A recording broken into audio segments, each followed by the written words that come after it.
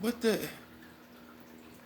Is this? Do they got the skunk? I got to know. I got to know. Somebody tell me. Help me. Help me, please.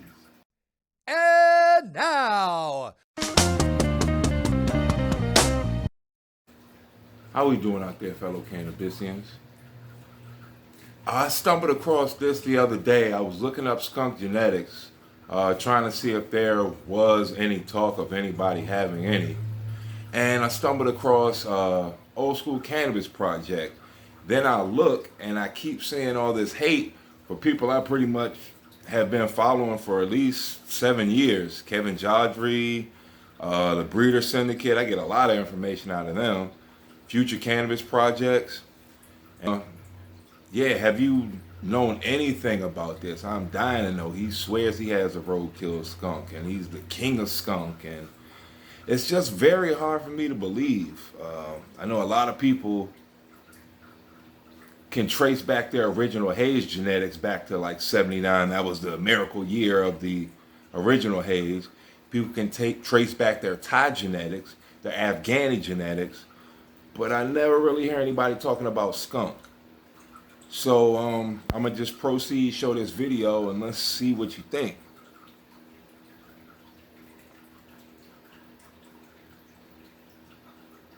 Yeah, this is a raw reactions. And if you know anything about this, have tried it out, let me know.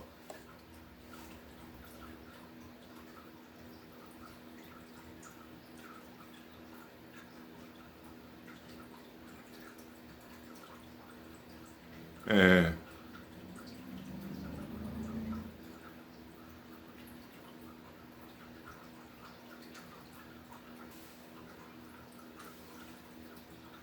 all right, we're trying it again.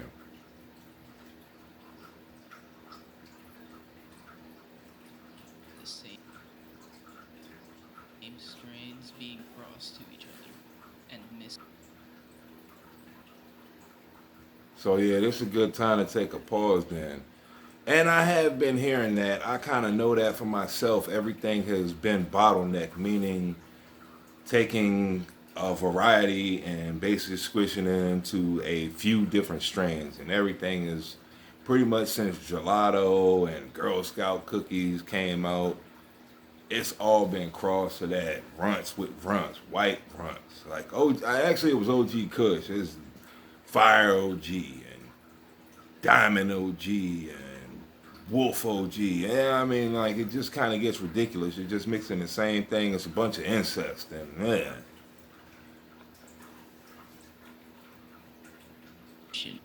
Pumped for marketing or monetary value.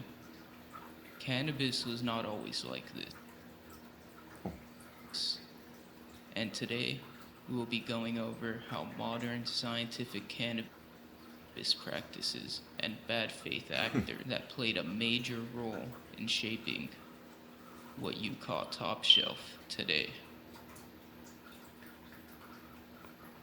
To get Yeah, okay, I'm gonna take a pause because yeah, I'm looking at this. This caught my eye as soon as I saw the thumbnail. I was like, what the heck? High Times, I much respect. I got like plenty of issues from the 90s. That's what kind of gave me my inspiration and somewhat guidance on how to grow. Just what to look for, different techniques, how to check from a male to a female. So it kind of hurt my heart when I heard High Times was some BS. But I mean, I can kind of believe it. I feel that it's definitely not the same people running it. And almost, I guess, like people with, you know, the father being a senior, and then it's the junior, then the third, and so on and so forth. I think companies need to state that every time they change hands, because it's not the same company from the beginning. Levi's is not the same people. Coca-Cola isn't the same original guys in the plant who might have had different type of integrity. Anytime a business comes in, they basically trying to squeeze more out of that dollar. And yeah, that's kind of how I feel about Burner. I guess the main reason I don't really mess with him too tough, he told me he owned a dispensary, and at the time of it being somewhat sketchy delivering to the dispensaries, he would lowball the growers, maybe even like 20 to 30,000, just because he knew they wouldn't want to drive back, you know, basically with a bunch of weed on them. So he really took advantage of people, and that's really why I don't mess with him too much. He was going to get the money anyway, but yeah, that's like cutthroat to the fullest. The story straight. We gotta go to the beginning. Let's get into when cannabis culture first really took off in the 70s and 80s. Okay. Early cannabis culture gave birth to real legends like Old Timer One, Neville, Mr. Nice, and DJ Yeah, I Shorts. know all of them. They legit. But it also produced a lot of notorious figures after the wrong type of green, like High Times, Greenhouse Seed Co., Okay. Skunk Man Sam, and Burner. To get a good understanding on how these people Now, yeah, I have heard some stuff on I've heard some stuff on Sam Skunk Man. Like a lot of people don't really trust that dude at all. Uh, None of his genetics seem to have any skunk or any trace of skunk in it. I know that they bred the skunk smell out because that was pretty much a dead giveaway that somebody was growing, especially in the 80s when it was Murderville trying to grow anything out in California. But I mean, I've heard this dude say he sold kilos of seeds to people. He just had old genetics in Ziploc bag, freezer bags. And nobody's found any skunk smell or anything close. That seems very strange. genuinely did more bad than good for cannabis. You have to judge them by the work and information they put out, along with the scandals they've been a part of. Let's start with Greenhouse. Okay. On the outside, Greenhouse Seed Company come off as good people, helping these cultures with less resources in exchange for cannabis seeds. But this couldn't be further from their real plan. Greenhouse Seed Co. Okay. and the strain hunters have done lots of wrong, like stealing Mr. Nice's strains, Okay. buying cannabis cups, I but the worst has to be single-handedly deleting a huge amount of landrace varieties by trading their shitty, watered-down Dutch genetics into a large variety of indigenous cannabis growing oh. cultures and villages. They also kept all the real magical land races for themselves, Okay. never releasing them into the public. The damage of their actions can be seen today in Jamaica, where lamb's bread is gone, and it's all just Dutch bullshit. Greenhouse isn't Now the only that I don't really Dutch know about. affiliate to cause damage. That I don't know about at all. I've seen Lance Bread. I mean, I know that basically all the legendary strains from the 60s and 70s is pretty much long gone, except for few people in hiding, I'm sure, that just kept clones forever. Kind of like how Romulan and Northern Lights were kept. But yeah, I've watched Future Cannabis Projects, and they got on our John. They were like, "Oh, he just happened to hop out the helicopter and find a Punta Roja out of nowhere." Or what was the other one? The something Verde. I forget. Shit. Punta Verde. Limon Verde. There we go. Limon Verde, like green lime. And And I kind of don't trust it either. It's kind of messed up that they keep these land race strains, yeah, and land race, whatever, native strains, and don't release them. I kind of noticed that. And the paper he was showing was basically saying that Arjan took credit for creating White Widow when all he did was, I guess, get that put into his stock when he bought half of Greenhouse Genetics. The other half, other half owner of Greenhouse Genetics is actually the breeder who did breed it, but the just monetary owner is kind of taking credit for it.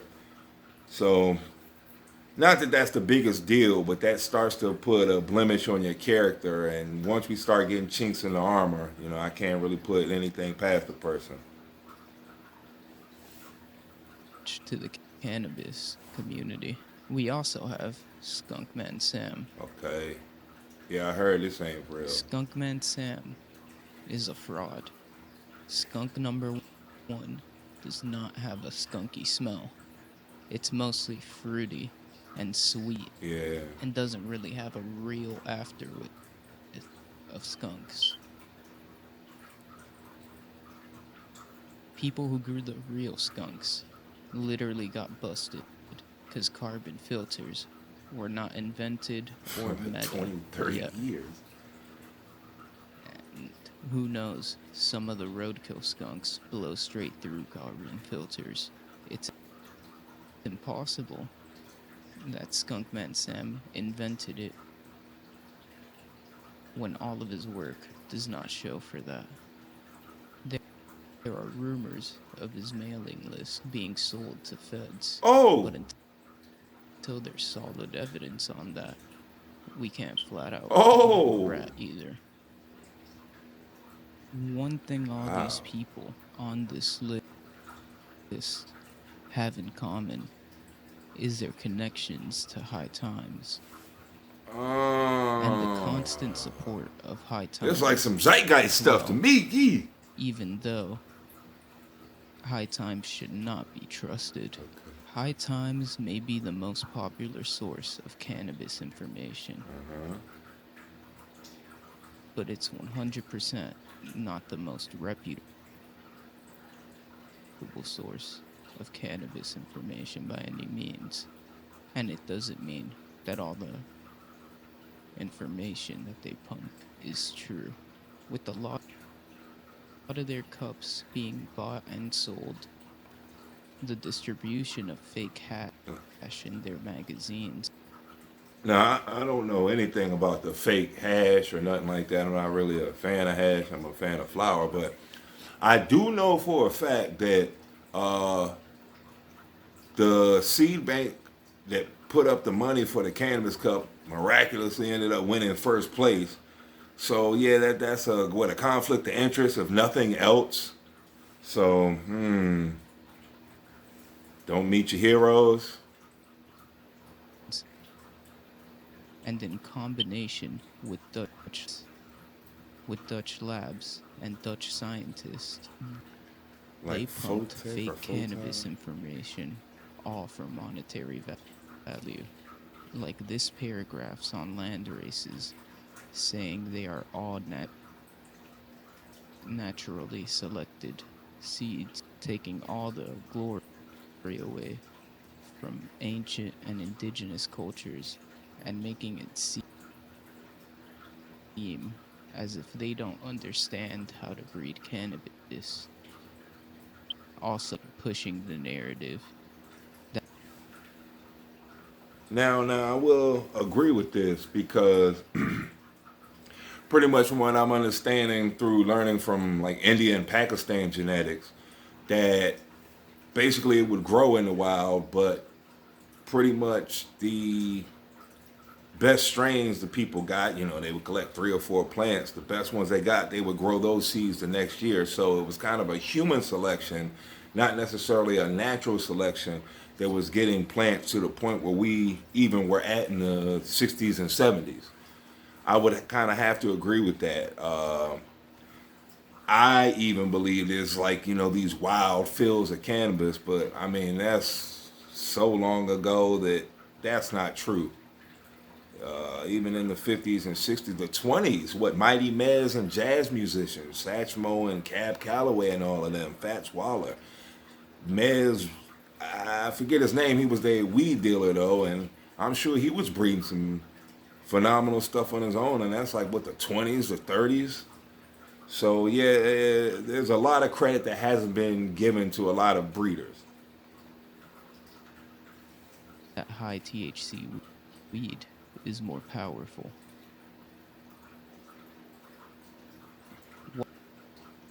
Why does high THC weed suck?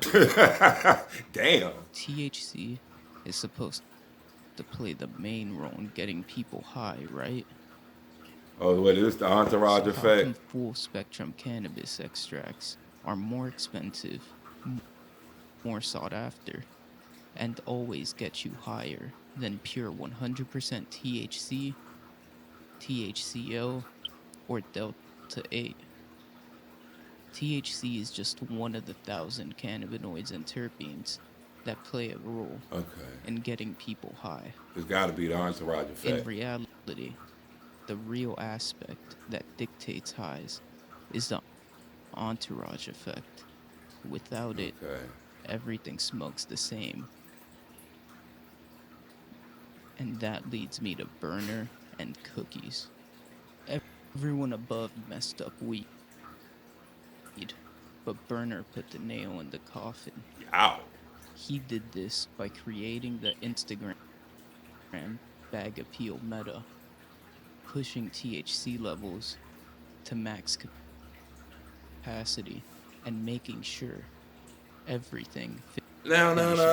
I don't know too much about all of that, him pushing it necessarily, or any breeders pushing it. From what I'm understanding, these labs are basically boosting the numbers so they'll get repeat business. Now, I'm not going to say that they're not specifically breeding for high THC, but everybody's in cahoots. This is big politics now. Anytime big money's involved, it's going to, you don't know who to trust. And that's why there's this big movement to kind of grow your own. I'm getting ready to say that. Like, I guess what, about the 2000s, weed stopped having seeds in it. But I mean, before that, yeah, it didn't matter. I just wanted to get high. I didn't care. Half of the shit was sticks and seeds. I didn't even give a shit if it was shake. As long as it was really weed, I don't care. My friends was the ones worried about buds. I'm going to break it up anyway. Why do I give a shit? I just want to smoke it. And yeah, I would have to agree. I don't mind, me personally, at this stage in the game, I'm down for like a 14-week flowering cycle, no problem. 12 weeks, 14 weeks, I'm down with it. I guess more time in the oven is kind of how I like to think of it. Just sativa, more upbeat, jovial, cerebral highs. So it's a lot of chemical compounds going on to give you these mind-altering effects. Indica, I think in 8 weeks, yeah, you can come up with an anesthesia just to knock somebody out, because that's pretty much what they were using it for, hash production. So, like, indica flower really isn't even made for smoking. It's really made for pressing. So I don't think it matters that much. And I guess that's where the high THC push kind of came from. That, oh, the Afghani will knock you on your ass. Why don't... Yeah, but I think this weed is to make you be happy and more social, not necessarily be an introvert and fall out on the couch. That's just me. Smell it through the bag, baby. Smell it through the bag, baby. Back in my day, there was a lot of people who sold weed and didn't smoke. How you know it's good then? Yeah, at least with the cocaine and heroin, people bring a tester with them. What the... Is this, do they got the skunk? I got to know. Somebody tell me, help me please. Beefing with my boy, so if you know anything, if you know any kind of anything, if you tried this, I have a friend tried this, does he have anything that's even close to skunk? I just recently heard of the old timer genetics, but I don't trust that this dude has some blue sky Vienna. Well, how come I've never heard of these people? I've been studying weed heavily for like 10 years as far as the different breeders and the different strains and different countries and origin and all that crap. I never heard of this dude till today. Leave a comment below, please.